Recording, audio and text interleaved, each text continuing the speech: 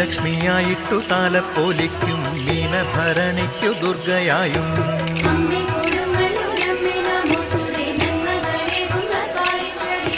കണ്ണകിയായിട്ടും തമ്പ്രാട്ടിയായിട്ടും നാനാതരങ്ങളിൽ ആരാധിപ്പൂ.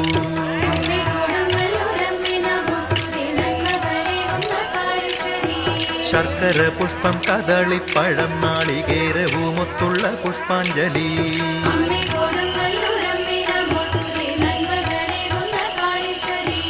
ഏറെ പ്രിയങ്കരമായൊരു ദേവിക്ക് വഴിപാടായി നൽകുന്നിതാരാധകർ.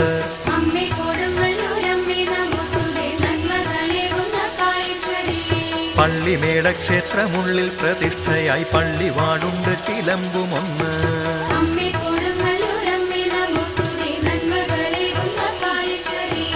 അവിടെ